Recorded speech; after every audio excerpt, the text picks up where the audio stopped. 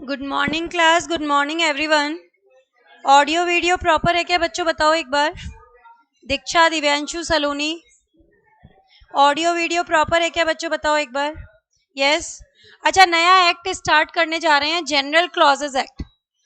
अपना question part बचा है थोड़ा सा, इंटरप्रिटेशन का क्वेश्चन पार्ट बचा है। मैटर तो अपन ले चुके हैं पूरा, है ना। रूल्स अपन ने सारे ले लिए थे, इंटरनल एड और एक्सटर्नल एड भी ले लिए थे। तो अब अपन स्टार्ट करने जा रहे हैं, जनरल क्लॉजेज एक्ट स्टार्ट करेंगे आज।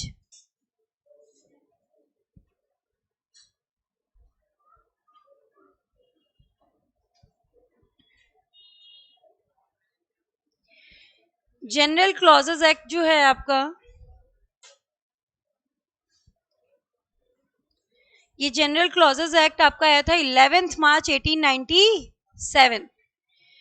तो ये क्या है? It is an interpretation act. इसमें खुद के कोई रूल्स नहीं है। ये क्या करता है, बाकी एक्ट्स को समझने में आपकी हेल्प करता है। और किस पे अप्लाई करता है? ये आपका सेंट्रल एक्ट्स पे अप्लाई करता है। सेंट्रल एक्ट्स पे अप्लाई करता है। इसका कोई टेरिटोरियल जुरिस्डिक्शन नहीं है। जैसे ज्यादातर एक्ट्स में पढ़ते थे ना अपन पहले कि applies to whole of India except the state of Jammu and Kashmir. आजकल पढ़ते applies to whole of India. ऐसा यहाँ पे आपको कुछ नहीं मिलेगा। रीजन क्या है कि ये भाई ऐसा नहीं है, एक पर्टिकुलर इसके खुद के सेट ऑफ रूल्स नहीं है। ये एक ऐसा एक्ट है, इंटरप्रिटेशन एक्ट है, जो दूसरे एक्ट को समझने में आपकी हेल्प करता है। तो किस पे एप्लीकेबल होता है? It is applicable on the central act. तो जहां जहां सेंट्रल एक्ट लगता है, जीसीए ऑटोमेटिकली उसके पीछे पीछे एप्लीकेबल हो जाएगा। तो इसका कोई स्टेट वाइज या ऐसे कोई इसकी बाउंड्री नहीं है। अब मैं आपको थोड़ा सा इंट्रोड्यूस कराती हूँ इसके बारे में कि आखिर ये है क्या।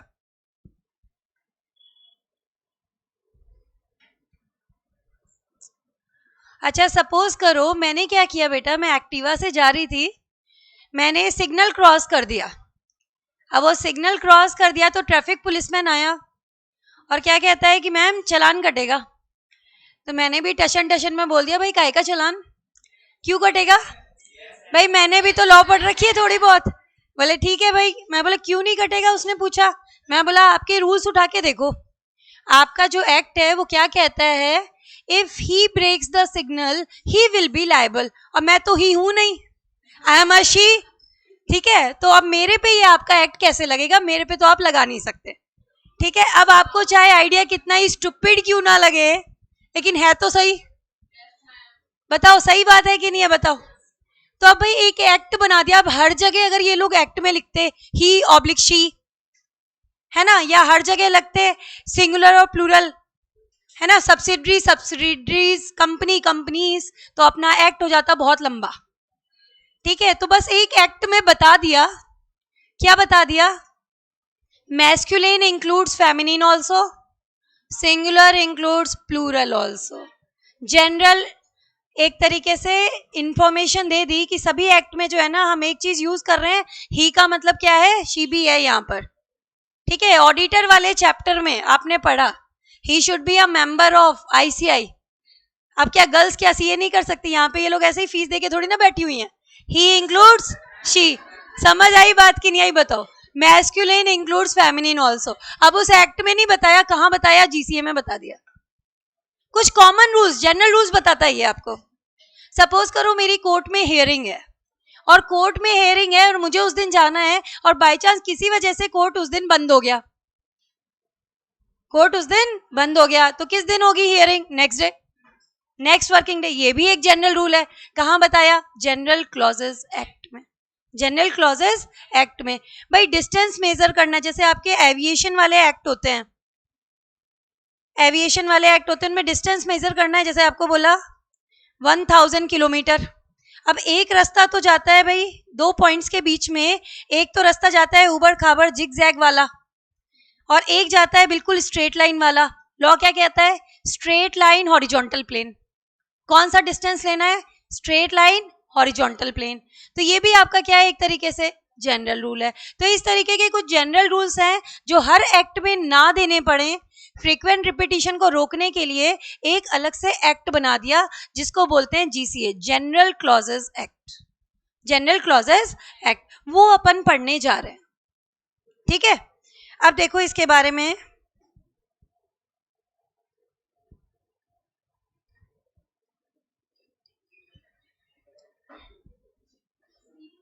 इसके अंदर हम पहले एक्ट वाला पोर्शन लेंगे, बाद में डेफिनेशन वाला लेंगे। 28-30 अपने को डेफिनेशंस दी हुई है जो हमें यहाँ पे पढ़नी है, डेफिनेशंस पूछी जाती है, साथ में क्या आ रहे हैं, रूल्स आ रहे हैं। तो अपन क्या पढ़ेंगे, सेक्शन वाइज मैटर पहले लेते हैं, अपन डेफिनेशन लेंगे उसके बाद में। अपन स्टार्ट करेंगे सेक्शन नंबर 5 से, coming into operation of the enactment, मतलब कोई एक्ट कब से लागू होगा। अब जनरल क्लॉजेस एक्ट क्या बोलता है बेटा, कि अगर एक्ट में उसकी बर्थडे डेट दी हुई है तो वो ले लो, और अगर एक्ट में उसकी बर्थडे डेट नहीं दी हुई है तो the date on which it got the assent of the president, उस दिन से वो एक्ट एप्लीकेबल हो जाएगा। ठीक है, जैसे आपका अगर इंडियन कॉन्ट्रैक्ट एक्ट है तो उसमें लिखा है ना एप्लीकेबल फ्रॉम 1 सितंबर 1872, तो वहीं से एप्लीकेबल हो गया। अगर डेट नहीं दी हुई होती तो जिस दिन उसको असेंट मिली थी, असेंट मिल गई थी 25 अप्रैल 1872 को, अगर डेट नहीं होती 1 सितंबर वाली दी हुई तो 25 अप्रैल डेट ले ली जाती। ठीक है, क्या लिखा है देखो, सेक्शन नंबर 5 इंपॉर्टेंट है, क्वेश्चन आया हुआ है, मैं आपको कराऊंगी। क्या लिखा हुआ है देखो, date of coming into force mentioned, अगर एक्ट में लिखा हुआ है कि एक्ट कब से एप्लीकेबल होगा, हर एक्ट की बर्थडे डेट होती है। ठीक है, तो अब वो बर्थडे डेट दी हुई है तो उसी दिन से एक्ट का बर्थडे सेलिब्रेट हो गया। अगर नहीं दी हुई है तो the date on which it got the assent of the president. Clear है क्या, बताओ मुझे, ये रूल लगता है हमारा। और कब से एप्लीकेबल होगा, तो भाई कोई टाइम तो होना चाहिए ना, कोई एक्ट हुआ तो वो कब से लागू माना जाएगा, रात को घड़ी के जैसे ही 12 बजते हैं एक्ट स्टार्ट होता है। क्या लिखा है, as soon as the clock strikes 12 at night act comes into operation, act comes into operation. ये जनरल रूल्स हैं। आगे क्या दे रखा है इसमें देखो, सेक्शन नंबर 6, सेक्शन 6 क्या कहता है वो देखो, इफेक्ट ऑफ रिपील। अगर मैं बात कर रही हूं रिपील की, रिपील हो गया मतलब एक्ट रिपील हो गया, कंपनीज एक्ट 1956 रिपील हो गया, उसकी जगह नया आ गया कंपनीज एक्ट 2013। रिपील मतलब puff, it's gone, completely obliterated, complete obliteration मतलब ऐसे कि जैसे वो कभी एग्जिस्ट करता ही नहीं था। रिपील का मतलब क्या होता है, पफ, इट्स गॉन, कंप्लीट ऑब्लिट्रेशन, जैसे कि ये कभी था ही नहीं, उसको बोला जाता है रिपील। लेकिन रिपील से पहले जो जो काम हो गए ना, उस पे कोई फर्क नहीं पड़ेगा। अब इसके बाद में अब आप उसके अंदर पुराने वाले के अंदर कोई काम नहीं कर सकते, लेकिन रिपील से पहले जो जो हो गया उसमें कोई असर नहीं पड़ेगा। जैसे क्या लिखा हुआ है, if any regulation repeals the enactment such repeal shall not, repeal की वजह से क्या क्या नहीं होगा, repeal will not revive anything not enforced. जैसे पहले होता था कंपनीज एक्ट 1930, उसको रिप्लेस करके आया कंपनीज एक्ट 1956, इसको अब इसने किसने रिप्लेस कर लिया, कंपनीज एक्ट 2013। अब देखो जब इन्होंने कंपनीज एक्ट 1956 को रिपील किया तो क्या ये मानेंगे कि कंपनीज एक्ट 1930 जिंदा हो गया, ऐसा नहीं होता। रिवाइव मतलब क्या होना, जिंदा होना। It will not revive anything not enforced. Act चला गया इसका मतलब नहीं कि पुराना वाला वापस लागू हो गया, ऐसा नहीं होता। दूसरा क्या बोला, will not effect any of the previous operation, किसी भी पुराने ऑपरेशन पे कोई फर्क नहीं पड़ेगा। कैसे देखो, मिस्टर ए को एक कंपनी का, ए कंपनी है उसका डायरेक्टर अपॉइंट किया गया और उसको सैलरी दे रहे हैं 24 लाख रुपीस पर एनम, ये डिसाइड हुआ है उसके कॉन्ट्रैक्ट में। कंपनीज एक्ट 1956 के अंदर उसका अपॉइंटमेंट हुआ है और उसकी रेम्यूनरेशन सेट हुई है। अब ये एक्ट तो हो गया रिपील बेटा, इसकी जगह क्या आ गया, कंपनीज एक्ट 2013। तो अब क्या माने, क्या इस डायरेक्टर को रिजाइन करना पड़ेगा, क्या उसकी सैलरी बदल जाएगी क्या, ये बताओ मुझे, नहीं होगा ना। Repeal will not effect any operation, any management. समझ आई बात कि नहीं आई बताओ।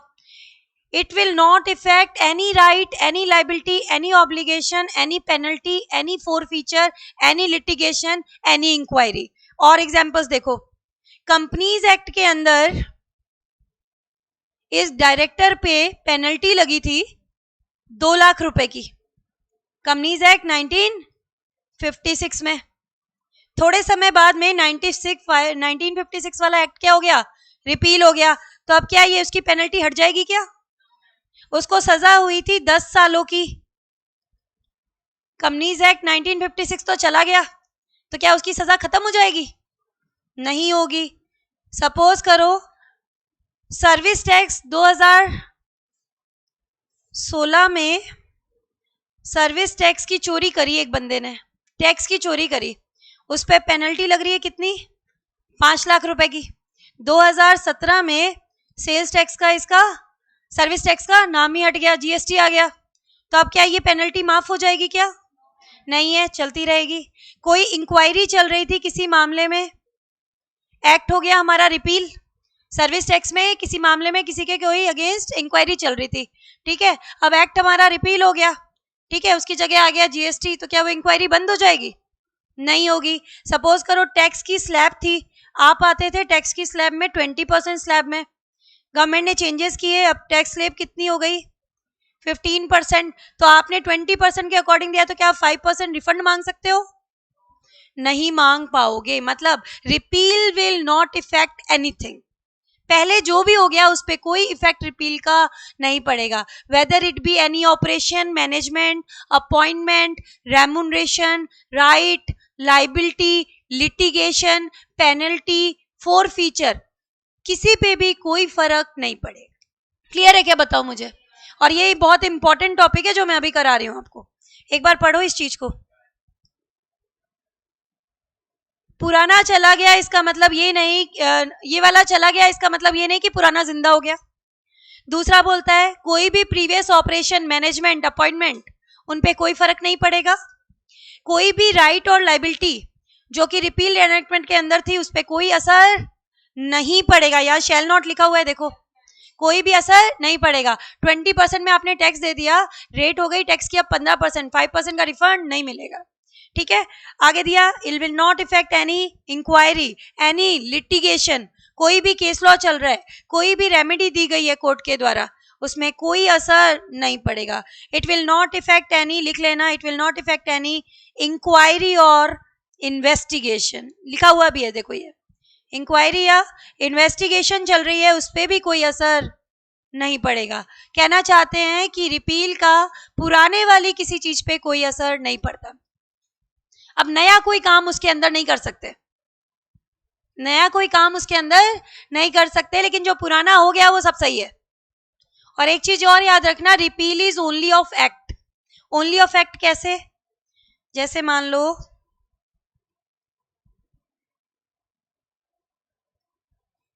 कंपनीज एक्ट 1956, इसके अंदर बने थे कई सारे रूल्स, कई सारे ऑर्डर्स पास हुए, कई सारे नोटिफिकेशंस जारी हुए, ठीक है।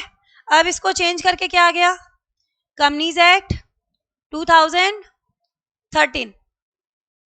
क्या हुआ, repeal is only of act, लिख लो, repeal is only of act, not of rules, order और नोटिफिकेशंस।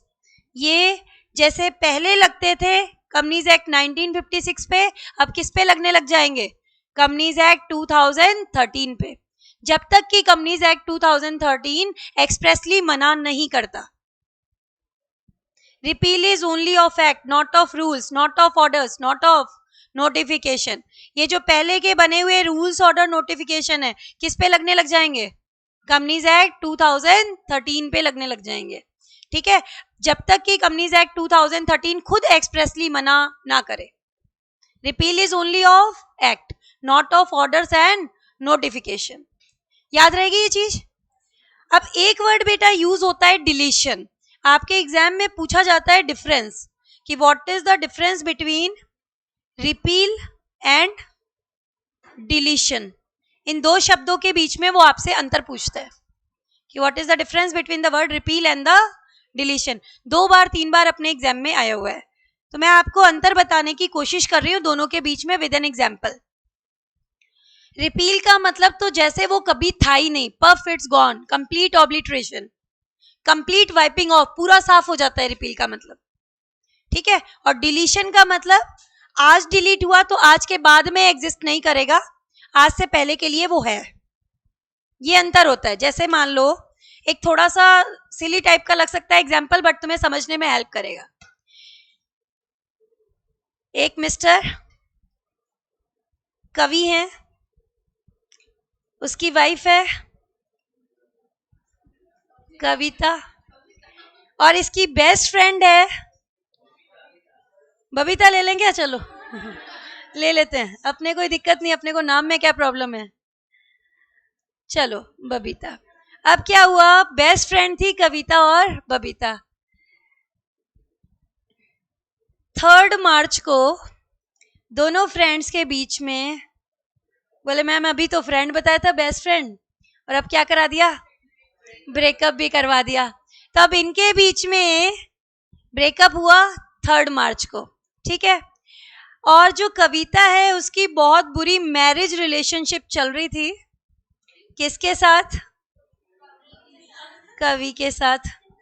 अब मामला इतना बिगड़ गया कि किस पे पहुंच गया, डिवोर्स पे, और दोनों के बीच में डिवोर्स हो गई। तो अब कविता को लोग क्या समझाते हैं, क्या बोलते हैं कि ऐसा मान जैसे ये तेरी जिंदगी में कभी था ही नहीं, ऐसा मान ले कि जैसे ये तेरी जिंदगी में कभी था ही नहीं, डोंट वरी, चिल रहो, और ऐसा मान लो जैसे ये तेरी जिंदगी में कभी आया ही नहीं था। तो ये जो बात इसे कही जा रही है ना, this is repeal, puff it's gone, complete obliteration, खत्म कर दो, वाइपिंग ऑफ, ठीक है, टेंशनेटिक माहौल नहीं चाहिए। दूसरी तरफ यहां पर बेस्ट फ्रेंड्स की कुछ अच्छी अच्छी यादें भी है। अब भाई 3 मार्च से पहले तो फ्रेंड्स थे ना, 3 मार्च के बाद में बातचीत करनी बंद कर दी, इट्स अ डिलीशन, मतलब 3 मार्च के बाद में ये एज अ फ्रेंड एग्जिस्ट नहीं कर रही। 3 मार्च से पहले की भी बहुत अच्छी मेमोरीज है जिनको वो दोनों रखना चाहते हैं। रिपील मतलब खत्म, हर चीज गई, ऐसे मान लो जैसे वो कभी था ही नहीं। और डिलीशन मतलब आज के दिन के बाद में ये एग्जिस्ट नहीं करेगा। रिपील तो पहले से उखाड़ के फेंक देता है, कंप्लीट वाइपिंग ऑफ, और डिलीशन बोलता है आज के बाद में, अब आगे नहीं, ठीक है। This is the basic difference between the repeal and the deletion. याद रहेगा, इस पे क्वेश्चन आता है आपके, बनाना चाहो तो बना लो भाई, ये आपको क्वेश्चन सॉल्व करने में, याद रखने में हेल्प करेगा। एग्जाम्पल कहीं भी बनाना है तो बना लो।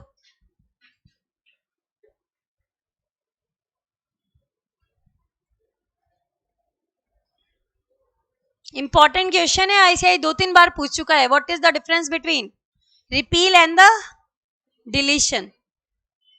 इजी लैंग्वेज में बात करूं, डिलीशन होता है प्रोस्पेक्टिव, आगे के लिए, और रिपील जो है वो पुराना वाला भी सारा साफ करके जाएगी, इट विल बी रेट्रोस्पेक्टिव।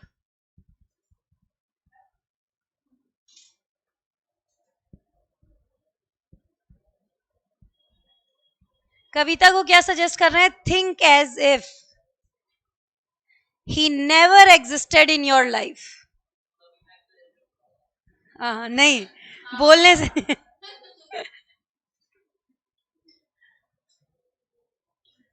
ठीक है। अबे यहाँ ऑप्शन है, देखो, हो सकता है कि बाद में सुलह हो जाए, पॉसिबिलिटी है, फ्रेंड्स में वापस फिर पैचअप भी हो जाता है, ऐसी कोई बड़ी बात नहीं है, चलता रहता है थोड़ा बहुत। यार स्ट्रिक्ट वाला मैटर नहीं है, वहां वाला तो गया, अब खत्म ही हो गई वो बात तो।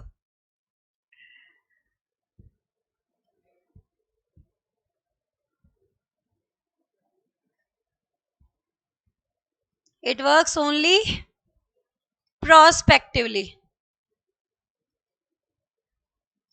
जिस दिन से डिलीट हुआ है उस दिन के आगे एग्जिस्ट नहीं करता, उससे पहले के लिए वो वैलिड है।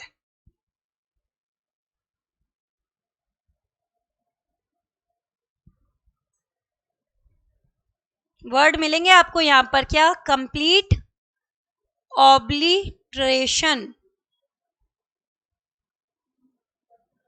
वाइपिंग ऑफ, पूरा का पूरा साफ हो जाता है, खत्म। कंप्लीट ऑब्लिटरेशन या वाइपिंग ऑफ, रिपील होता है, पूरी की तरह से साफ कर दिया एकदम, इसको बोलते हैं।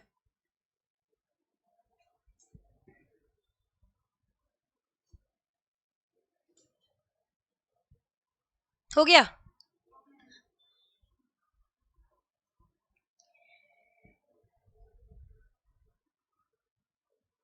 डन? कौन लिख रहा है अभी? हो गया, चलो जल्दी थोड़ा सा ना।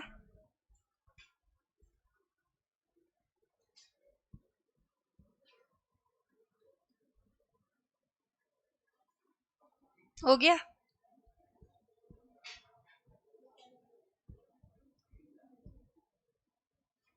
तो ये हमने पढ़ा है अभी अभी, इफेक्ट ऑफ रिपील, ठीक है, और इन दोनों के बीच में डिफरेंस। एक बार ये क्वेश्चन पहले तुम्हें आईसीआई से करा देती हूँ।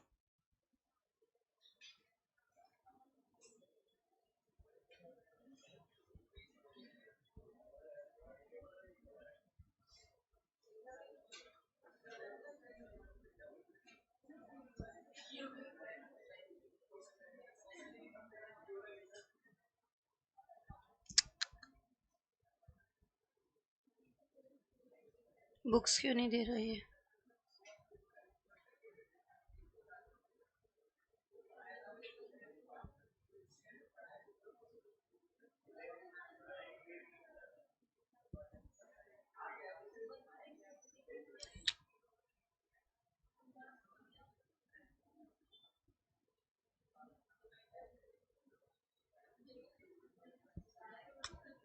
बुक क्यों नहीं खोलने दे रहा यार आज ये?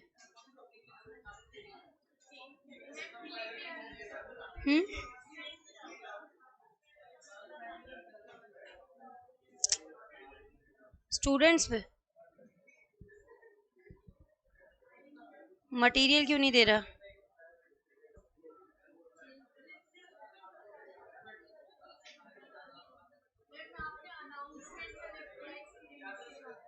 स्टूडेंट्स में ही जा रहे हैं।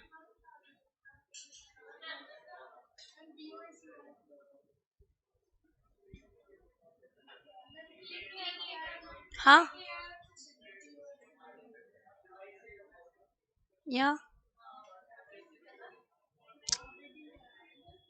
यहाँ पे भी नहीं आ रहा है बेटा।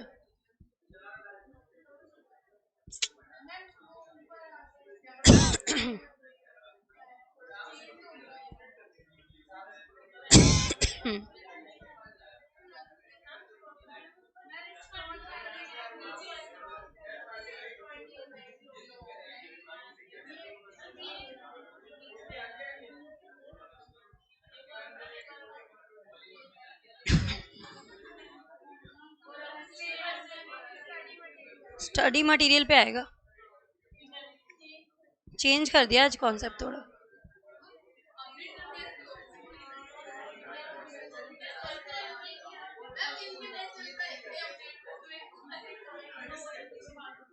इसमें भी चेंजेस करते रहते, बताओ।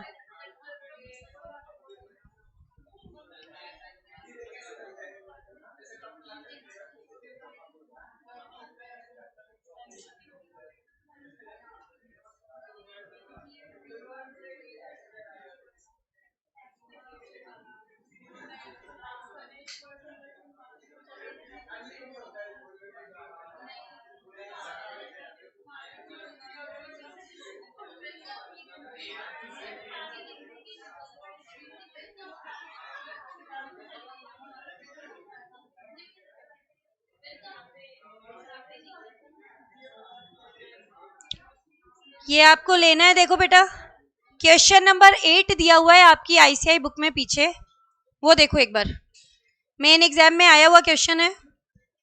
Repeal of provision is different from deletion, explain as per the provision of general clauses act 1897।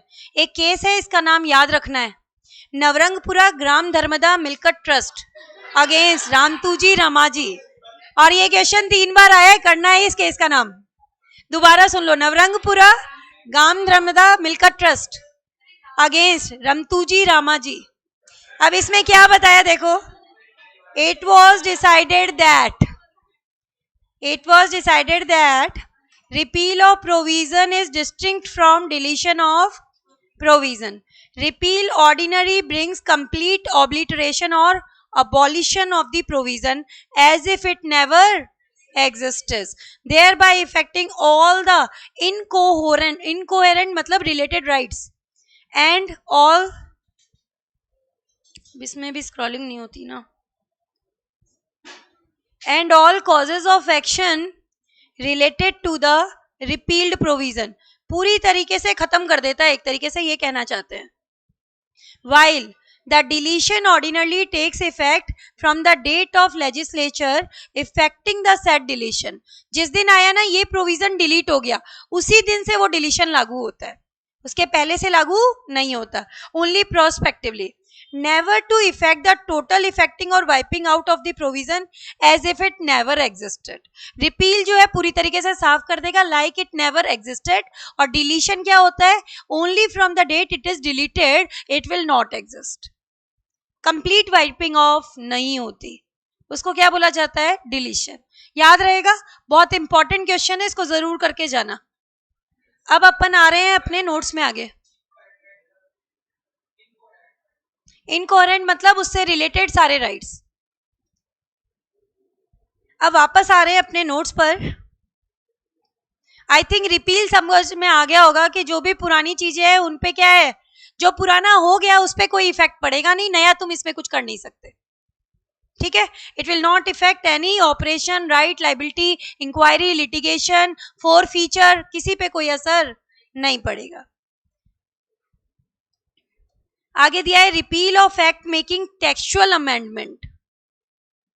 Amendment act आता है तो repeal is only of act, not of amendment, not of order, not of notification.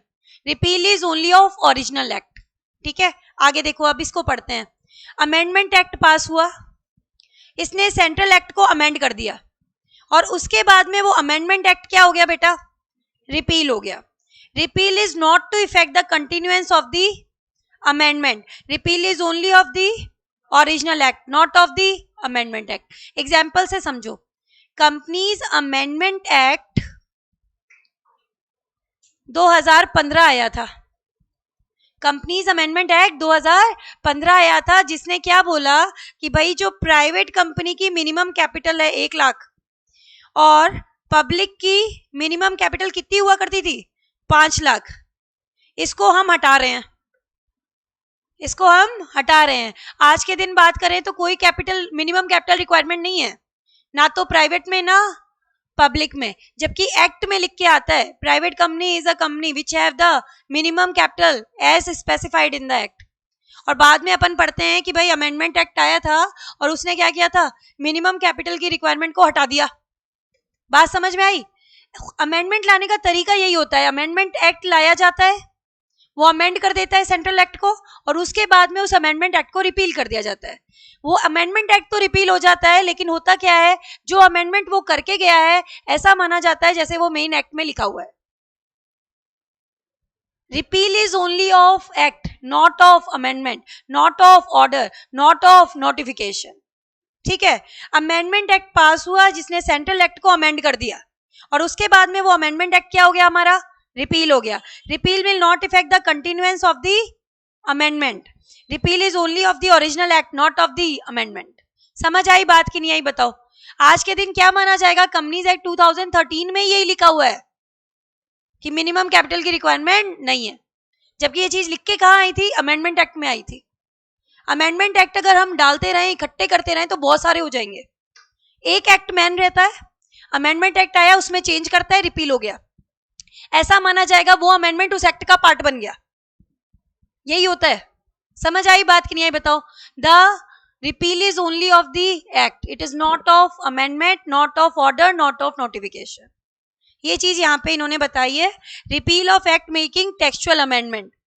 कोई act आया जिसने textual amendment कर दिया central act में, बाद में वो अमेंडमेंट एक्ट रिपील हो गया, लेकिन वो अमेंडमेंट अभी भी लगता रहता है, ऐसा माना जाता है जैसे वो ओरिजिनल एक्ट का ही पार्ट है।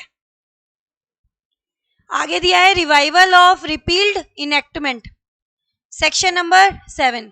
क्या कहना चाहता है कि भाई कोई एक्ट रिपील हो गया तो आप क्या दोबारा उसकी जगह एक्ट नहीं ला सकते? क्या ला सकते हो भाई, लेकिन जनता क्या कहेगी, मजाक लगा रखा है, कल तो तुमने इसे खत्म किया, रिपील किया कि जैसे ये कभी है ही नहीं, और अब तुम इसे जिंदा कर रहे हो। तो आपको क्या देने पड़ेंगे, रीजंस बताने पड़ेंगे, जस्टिफिकेशन बताने पड़ेंगे। कंपनीज एक्ट 1956 चला गया, उसकी जगह क्या लेके आए, कंपनीज एक्ट 2013। तो अब उसके रीजन तो बताओगे ना, क्यों लेके आ रहे हो? एक तरफ तो तुम खत्म कर रहे हो और एक तरफ दूसरे को जिंदा कर रहे हो, नया लेके आ रहे हो, तो उसके रीजन आपको बताने पड़ेंगे। क्या लिखा है, पढ़ो एक बार। इनेक्टमेंट रिपील्ड, कोई एक्ट है वो रिपील हो गया, या तो पूरी तरीके से या फिर partially, then has to be revived. अब उसको दोबारा आप रिवाइव करना चाहते हो तो आपको क्या बताना पड़ेगा, पर्पस बताना पड़ेगा कि आप इसे क्यों जिंदा करना चाहते हो। समझ आई बात की नहीं आई बताओ? ऐसा नहीं कि एक चीज एक बार रिपील हो गई तो आप उसे रिवाइव नहीं कर सकते, कर तो सकते हो, लेकिन आपको उसका इंटेंशन या पर्पस डिस्क्लोज करना पड़ेगा, क्योंकि पब्लिक बोलेगी मजाक बना रखा है क्या, पहले तो इसको खत्म किया, अब इसको क्या कर रहे हो, जिंदा कर रहे हो, तो रीजन तो बताओ। ये बात कहता है हमारा सेक्शन नंबर 7। इसके बाद में आ रहा है construction of reference to the repealed enactment. एक इनेक्टमेंट आपका रिपील हो गया, लेकिन अभी भी पूरा कई एक्ट में रेफरेंस चल रहा है उसका, जैसे इनकम टैक्स एक्ट है, उसके अंदर सेक्शन 115 जेबी में लिखा हुआ है कि book profit will be calculated according to the provision of Companies Act 1956। आज के दिन भी यही लैंग्वेज है। इनकम टैक्स एक्ट में क्या लिखा हुआ है कि 115 जेबी सेक्शन में कि बुक प्रॉफिट कौन सा लिया जाएगा, जो कंपनीज एक्ट 1956 में कैलकुलेट होकर आया। अब हमें पता है कंपनीज एक्ट 1956 तो रिपील हो गया, तो अब इस 1956 की जगह क्या समझा जाएगा, कंपनीज एक्ट 2013।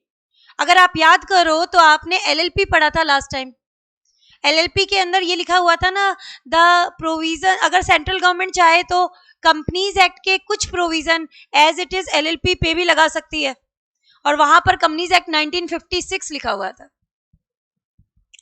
अभी भी वहां पर क्या है, कंपनीज एक्ट 1956 लिखा हुआ था, लेकिन वो रिपील हो गया। मतलब अब किसकी बात चल रही है, कंपनीज एक्ट 2013।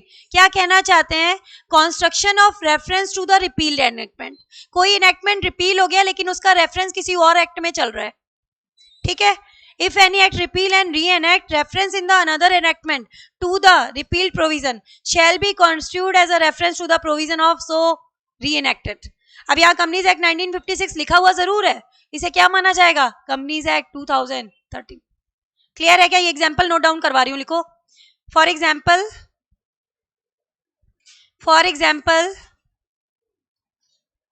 सेक्शन 8 का एग्जाम्पल लिख रहे हैं अपन अपने नोट्स में जो टॉपिक चल रहा है। According to income tax act section 115 JB,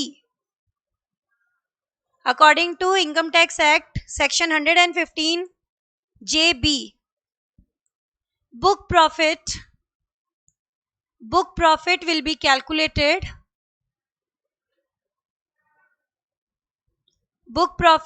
calculated, according to the provisions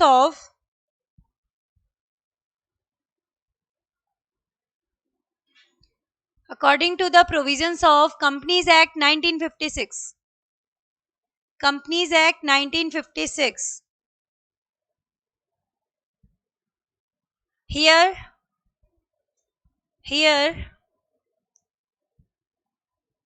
Companies Act 1956 will be, Companies Act 1956 will be constituted as Companies Act 2013। Constitute ये वर्ड आ रहा है ना यहाँ पे देखो, इंटरप्रेटेड और कॉन्स्टिट्यूट एज कंपनीज एक्ट 2013। कोई act है, रिपील हो गया, लेकिन पुराने वाले का रेफरेंस चल रहा है अभी किसी एक्ट में, तो क्या माना जाएगा कि वो वाला किसकी बात चल रही है, अब नए वाले की बात चल रही है। ये कहना चाहता है हमारा सेक्शन नंबर 8। अब ये इंपॉर्टेंट है हमारा, commencement and termination of time. दो प्रैक्टिकल क्वेश्चन आए हुए हैं, अपने बुक में भी हैं, आईसीआई के पीछे भी है।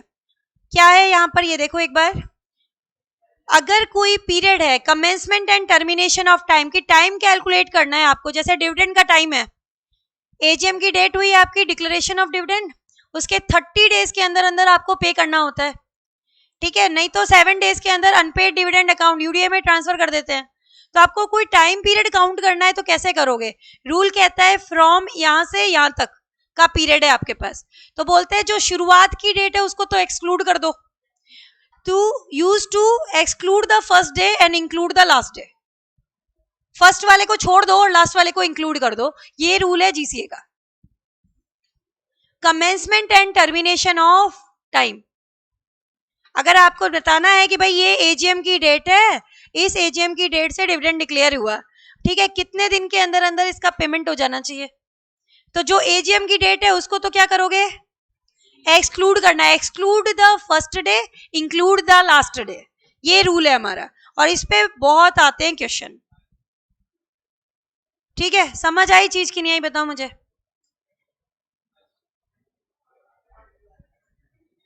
कंप्यूटेशन ऑफ टाइम, आपकी कोर्ट में हियरिंग है पर्टिकुलर डे और कोर्ट उस दिन हो गया बंद, तो हियरिंग कब प्रिज्यूम होगी, next working day when the court opens. क्या लिखा है देखो, ये भी पूछा गया क्वेश्चन है, preceding to take place on a certain day but the court और the office is closed on that day और the last day, preceding will be conducted on the next day when it opens. समझ आई बात, अगले दिन जब खुलेगा या जब अगले दिन ऑफिस या कोर्ट खुलेगा उस दिन आपकी हियरिंग हो जाएगी। मेजरमेंट ऑफ डिस्टेंस, इस पे भी एक बार क्वेश्चन आया हुआ है कि डिस्टेंस कैसे मेजर किया जाएगा, स्ट्रेट लाइन हॉरिजॉन्टल प्लेन, याद रखना स्ट्रेट लाइन हॉरिजॉन्टल प्लेन पे आप जो है वो डिस्टेंस मेजर करोगे। समझ आ गई बात ये वाली।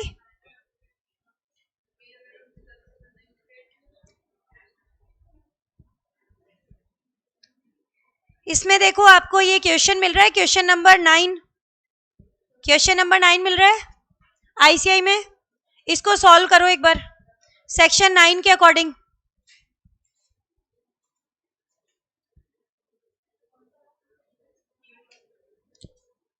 डिविडेंड डिक्लेरेशन की बात चल रही है, अगर 30 डेज आपके एक्सपायर होते हैं कब, 30 अक्टूबर को, आपको बताना है कि यूडीए में कब तक ट्रांसफर करना है, 7 डेज में करते हैं, अब 30 को तो एक्सक्लूड कर दोगे,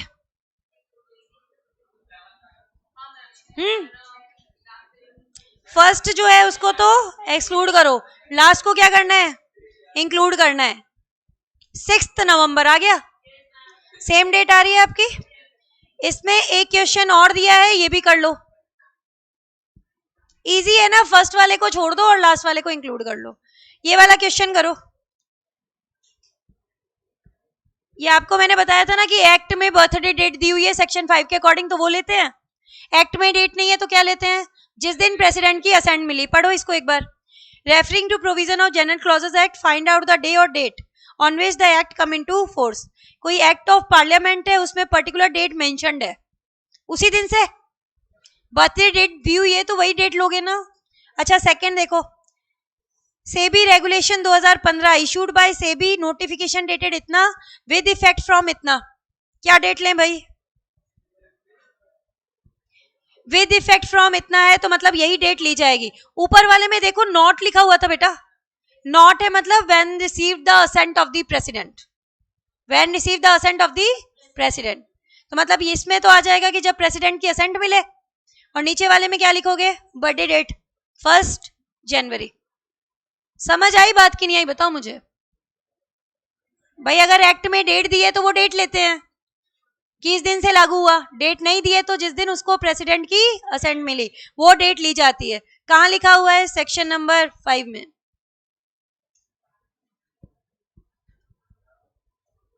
एक कोमल करके क्वेश्चन आया हुआ है, बढ़िया क्वेश्चन है। अम,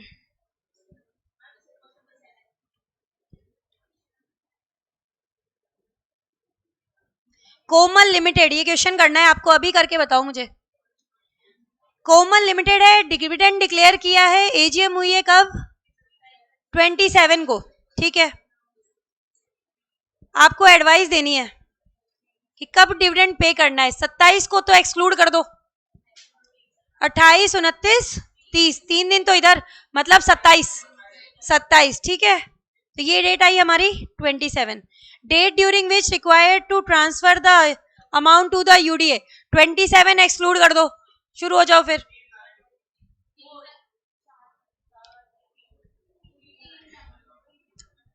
अक्टूबर में 31 दिन होते हैं।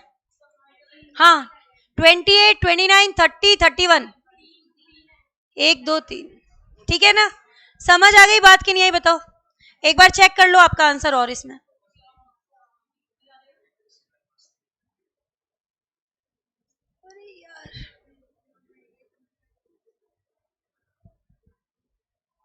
ऐसे क्वेश्चन आते हैं इस वाले टॉपिक में। तो हमने कैलकुलेट किया था ना, मतलब एक तो एक्सक्लूड कर दिया फर्स्ट वाला, मतलब इतने से इतने तारीख के बीच में डिविडेंड पे कर सकते हो, आ गई ना date, from this to this. और दूसरे में क्या आया हमारा, कब तक कर सकते हो? बोथ डेज एक्सक्लूसिव, कब? 28 से लेकर 3, 27 एक्सक्लूड कर दी, exclude the first day include the last day, ये हमारा रूल कहता है। इसमें इस तरीके के क्वेश्चन आते हैं, यूजुअली डिविडेंड वाले चैप्टर से लिंक करता है और आपको पूछता है कि क्या डेट निकलेगी जीसीए के अकॉर्डिंग, बताओ। कर लोगे ना ऐसा क्वेश्चन आया तो?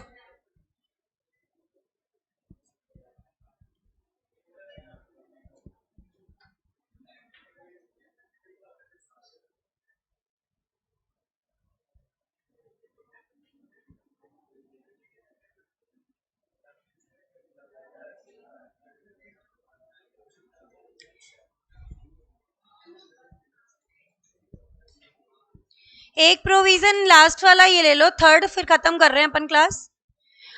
अच्छा, मैंने बोला था singular includes plural, masculine includes feminine, याद आ रहा है? तो अब इसके अंदर देखो एक जगह क्या लिखा हुआ है, एक अच्छा सा क्वेश्चन बनाया था इस पर कि सिंगुलर इंक्लूड्स प्लूरल, लिख लो साइड में, सिंगुलर इंक्लूड्स प्लूरल। एक कंपनीज एक्ट 2013 में लिखा है कि whole time KMP shall not hold office in more than one company except its subsidiary company. ठीक है, whether a whole time KMP can be appointed in more than one subsidiary company.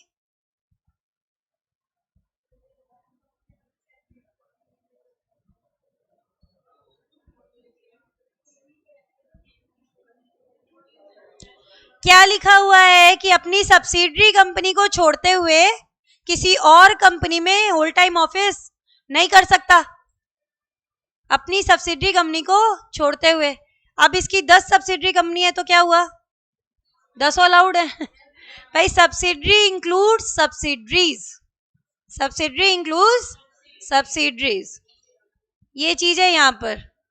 Singular includes plural, और ये भी आपको आता आगे section number 13, that the singular shall include the plural unless there is anything repugnant to the subject or contrast। जब तक कोई controversial चीज ना हो यही माना जाएगा। Thus whole time KMP may hold office in more than one subsidiary also। Subsidiary word का मतलब सब्सिडरीज है यहाँ पर। समझ आ गई चीज की नहीं, बताओ? तो आज यहाँ तक का अपन ने पार्ट लिया है, कल अपन इसके आगे के प्रोविजंस लेंगे।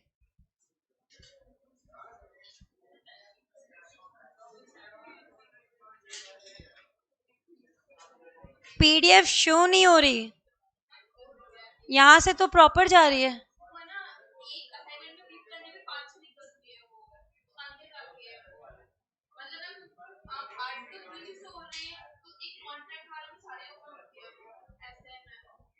ये आई थिंक जो ओपन पीडीएफ है उसकी बात कर रहे हैं, इसके लिए कह रहे हैं शायद। हम्म, हाँ, वो तो अपन अब क्या कर सकते हैं इस चीज का। शिवानी, श्रुति, पीयूष, दिव्यांशु, बेटा समझ आई चीज की नहीं आई ये बताओ मुझे बेटा। थोड़ा सा स्क्रीन का तो इशू रह गया आज। एनीवन क्लियर है क्या यहाँ तक? टॉपिक समझ में आया क्या ये बता दो मुझे एक बार। ठीक है, चलो फिर अपन एंड करते हैं आज।